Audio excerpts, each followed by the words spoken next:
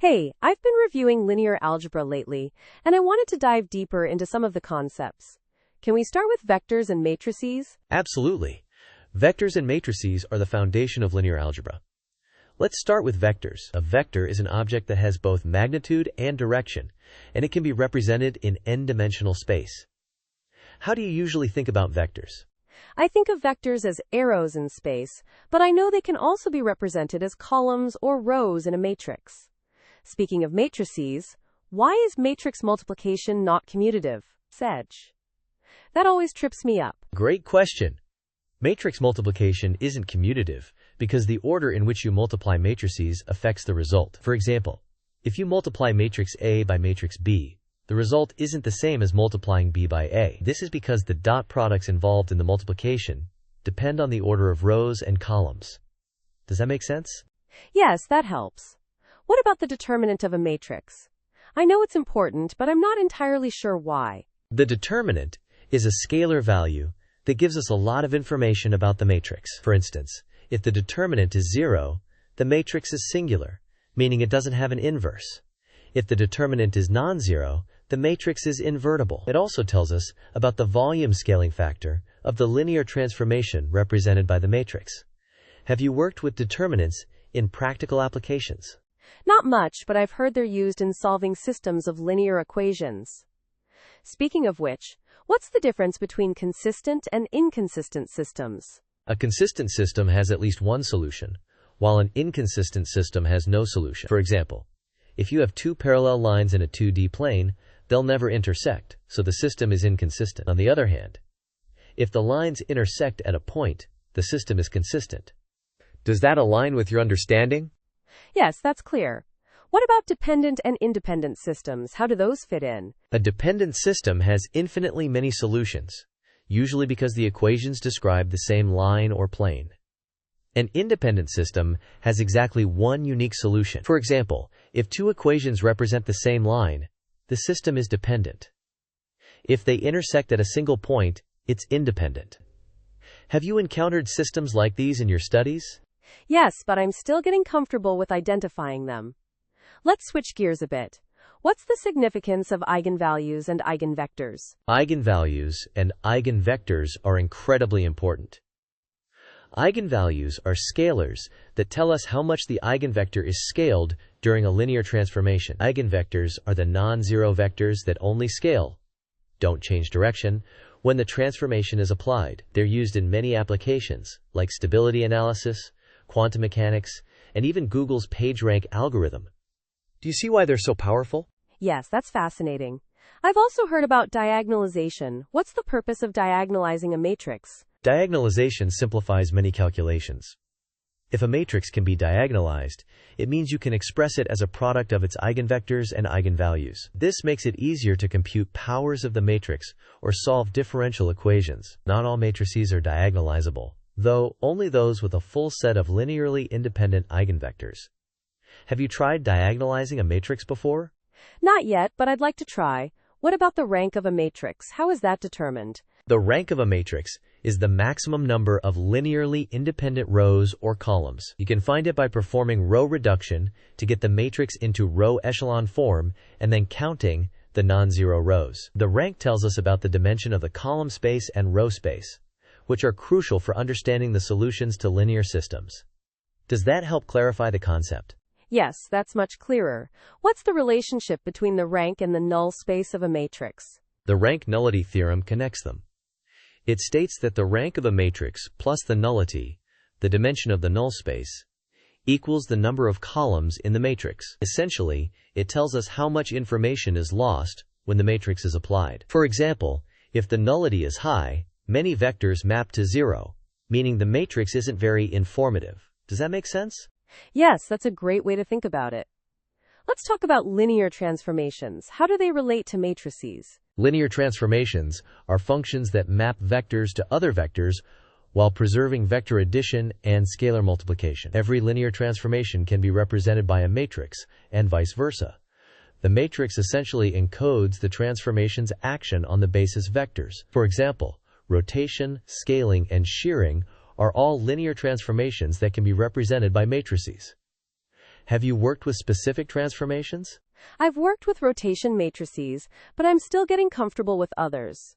What's the significance of orthogonal matrices? Orthogonal matrices are special because their rows and columns are orthonormal vectors. This means they preserve lengths and angles when transforming vectors, making them ideal for rotations and reflections. Also, the inverse of an orthogonal matrix is its transpose, which makes computations easier. They're widely used in computer graphics and numerical methods. Do you see why they're so useful? Yes, that's really interesting. What about singular value decomposition, SVD?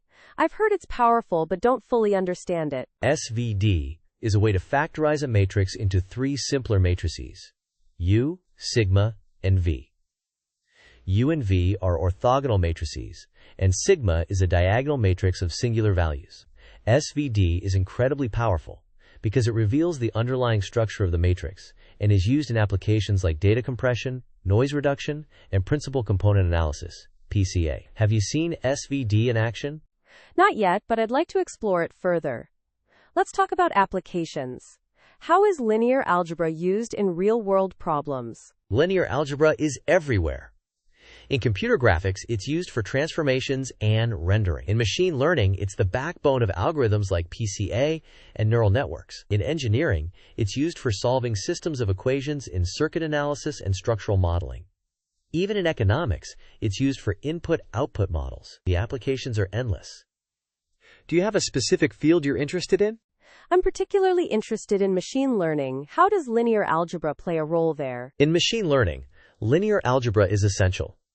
For example, data is often represented as vectors, and models like linear regression rely on matrix operations, NUSAs. Neural networks use matrices to store weights and biases, and operations like gradient descent involve linear algebra. Even advanced techniques like SVD and PCA are used for dimensionality reduction. It's hard to overstate its importance in ML. Have you worked on any ML projects? Yes, I've done some basic projects, but I'm still learning. Let's wrap up with a quick question. What's your favorite linear algebra concept and why? That's a tough one, but I'd say eigenvalues and eigenvectors. They're so versatile and appear in so many areas, from physics to machine learning. Plus, they reveal the underlying structure of a matrix, which I find fascinating. What about you? I think I'm still discovering my favorite, but I'm really drawn to the idea of vector spaces and subspaces. They feel like the building blocks of everything else. Thanks for this discussion. It's been really enlightening. You're welcome. Linear algebra is such a rich field, and there's always more to explore. Let me know if you want to dive into any specific topic further. You mentioned eigenvalues and eigenvectors being versatile. Can you give an example of how they're used in real-world applications? Sure. One classic example is in structural engineering. When analyzing the stability of a structure, engineers use eigenvalues to determine natural frequencies of vibration. If an external force matches one of these frequencies, it can cause resonance, leading to catastrophic failure. Eigenvectors, in this case, describe the mode shapes of the vibrations. Another example is in Google's PageRank algorithm, where eigenvalues help rank web pages based on their importance. Pretty cool, right? That's amazing. I had no idea eigenvalues were used in web page ranking. What about singular value decomposition, SVD? You mentioned it earlier. How is it applied in practice? SVD is a powerhouse.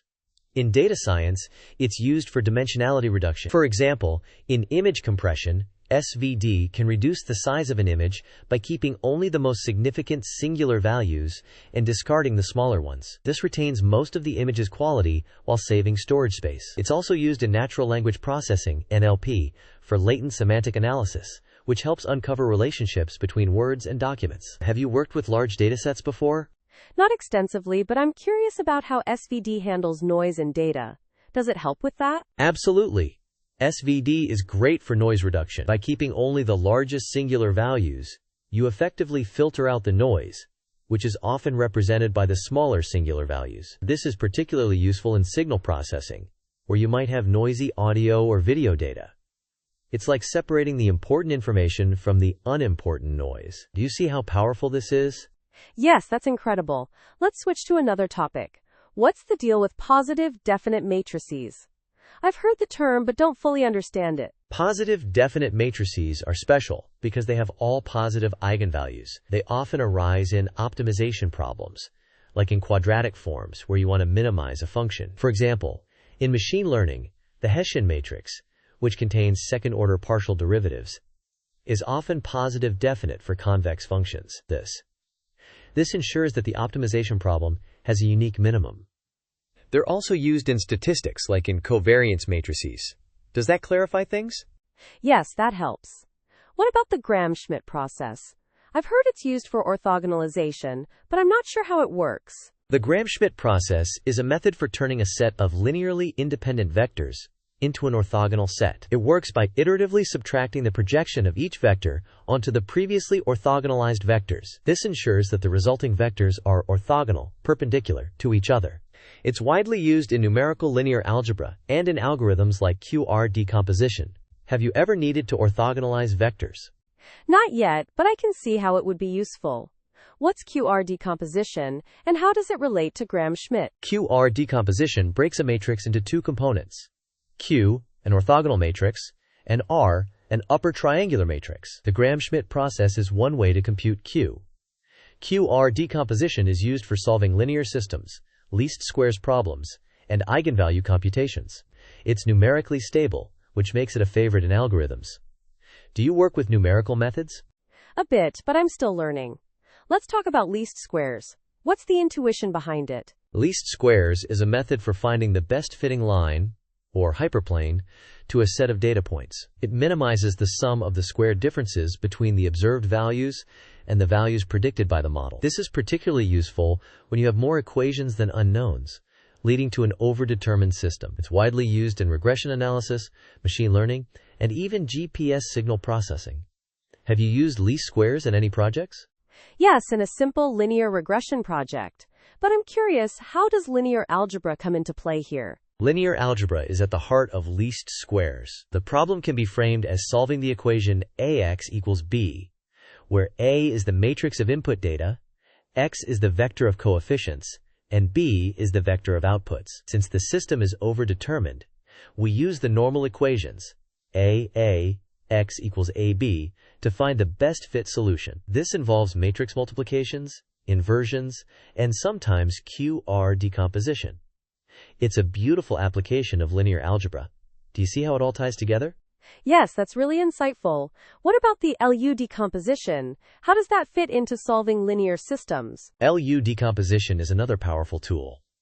It breaks a matrix into a lower triangular matrix, L, and an upper triangular matrix, U. This makes solving linear systems much faster, because triangular matrices are easier to work with. It's particularly useful for large systems, where you need to solve AX equals B multiple times with different B vectors.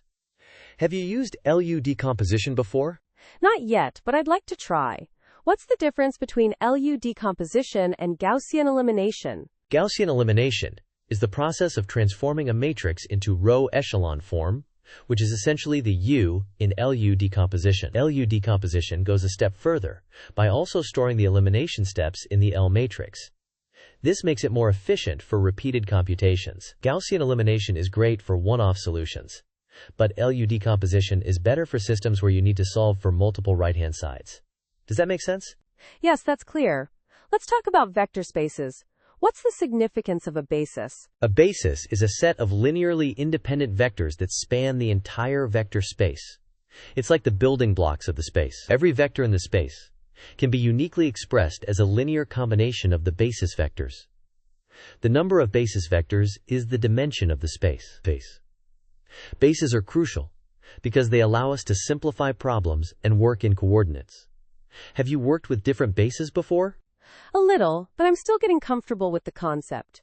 What's the difference between a basis and a spanning set? A spanning set is any set of vectors that can combine to form any vector in the space, but it might include redundant vectors. A basis is a minimal spanning set. It has no redundancy. For example, in 3D space, 3 linearly independent vectors form a basis, but 4 vectors would be a spanning set with redundancy. Does that help clarify the distinction? Yes, that's a great explanation. Let's wrap up with a fun question. What's the most surprising application of linear algebra you've come across? Oh, that's a tough one. I'd say quantum mechanics. The entire theory is built on linear algebra. State vectors, operators, and eigenvalues are all fundamental to describing quantum systems. It's amazing how abstract mathematical concepts like vector spaces and eigenvalues describe the behavior of particles at the smallest scales. What about you? Any surprising applications you've encountered? For me, it's computer graphics. The fact that every transformation, like rotating a 3D object, can be represented by a matrix is mind-blowing. It's incredible how linear algebra powers so much of the technology we use every day. Thanks for this discussion. It's been incredibly enlightening. You're welcome. Linear algebra is such a rich and versatile field, and there's always more to explore. Let me know if you want to dive into any specific topic further. I'm always happy to discuss. You mentioned quantum mechanics earlier. How exactly does linear algebra describe quantum systems? I've always been curious about that. Great question. In quantum mechanics, the state of a system is described by a vector in a complex vector space called a Hilbert space. Operators, which are like matrices, act on these state vectors to represent physical observables like position, momentum, or energy. Eigenvalues of these operators correspond to measurable quantities, and eigenvectors represent the possible states of the system. For example, the Schrödinger equation, which governs quantum systems, is essentially an eigenvalue problem. It's fascinating how linear algebra provides the language for quantum theory. That's mind-blowing. So linear algebra is literally the foundation of quantum mechanics. What about machine learning? You mentioned neural networks earlier.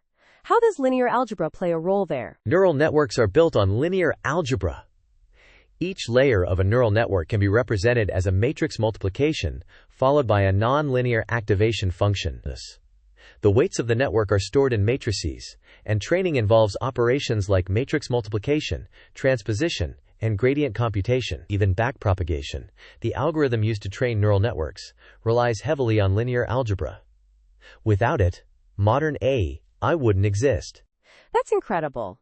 What about convolutional neural networks, CNNs? How do they use linear algebra? CNNs use linear algebra in a slightly different way. Convolutions, which are the core operation in CNNs, can be represented as matrix multiplications using Toeplitz matrices. These matrices are sparse and structured, which makes them efficient for processing images. Pooling operations, which reduce the dimensionality of feature maps, also rely on linear algebra. It's amazing how linear algebra adapts to different architectures in machine learning. I'm starting to see how pervasive linear algebra is.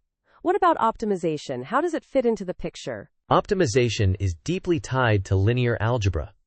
For example, gradient descent, the most common optimization algorithm, involves computing gradients, which are essentially vectors. And in higher dimensions, these gradients are represented as matrices, and operations like matrix inversion or decomposition are used to solve optimization problems efficiently. Even advanced methods like Newton's method rely on the Hessian matrix, which is a square matrix of second-order partial derivatives. Linear algebra is the backbone of optimization. That's fascinating. What about applications in physics beyond quantum mechanics? How is linear algebra used there? Linear algebra is everywhere in physics. In classical mechanics, systems of coupled oscillators are described using matrices, and solving them involves finding eigenvalues and eigenvectors. In electromagnetism, Maxwell's equations can be expressed using linear algebra in differential form. Even in general relativity, the curvature of spacetime is described using tensors, which are generalizations of matrices. It's hard to find a branch of physics that doesn't rely on linear algebra. That's amazing. What about economics? I've heard linear algebra is used there too. Absolutely. In economics, input-output models use matrices to describe the flow of goods and services between sectors of an economy. Linear programming, a method for optimizing resource allocation, relies heavily on linear algebra. Even portfolio optimization in finance uses matrices to represent the covariance of asset returns. It's incredible how linear algebra provides tools for modeling and solving real-world economic problems. I had no idea linear algebra was so versatile. What about computer graphics? You mentioned it earlier. How does it work there? Computer graphics is a great example. Every transformation, like translation, rotation, scaling, or projection, is represented by a matrix. For example, when you rotate a 3D object, You multiply its vertex coordinates by a rotation matrix. Even lighting and shading calculations involve linear algebra, like computing dot products to determine angles between vectors. Without linear algebra, modern graphics and video games wouldn't be possible. That's so cool. What about cryptography? Is linear algebra used there too? Yes, linear algebra is crucial in cryptography. For example, the RSA algorithm, which is widely used for secure communication, relies on modular arithmetic and matrix operations. Linear algebra is also used in error-correcting codes, which ensure data integrity during transmission. Even advanced cryptographic techniques like lattice-based cryptography use high-dimensional vector spaces. It's amazing how linear algebra underpins so much of modern security. I'm starting to see how linear algebra is everywhere. What about biology? Are there applications there? Definitely. In systems biology, linear algebra is used to model networks of biochemical reactions. For example, metabolic pathways can be represented as matrices, and solving these systems helps researchers understand how cells function. In genetics, principal component analysis, PCA, a linear algebra technique, is used to analyze large datasets of genetic information. It's incredible how linear algebra helps us understand life itself. This has been such an enlightening discussion. One last question. What advice would you give to someone just starting to learn linear algebra? My advice would be to focus on the intuition behind the concepts. Don't just memorize formulas. Try to visualize vectors, matrices, and transformations. Practice solving problems. And don't be afraid to explore applications in fields you're passionate about. Linear algebra is a tool, and the more you use it, the more powerful it becomes. And remember, it's okay to struggle at first. Everyone does. Just keep going. That's great advice. Thanks so much for this discussion. It's been incredibly inspiring. You're welcome. Linear algebra is such a beautiful and powerful field, and I'm always excited to talk about it. Let me know if you ever want to dive deeper into any topic. I'm here to help.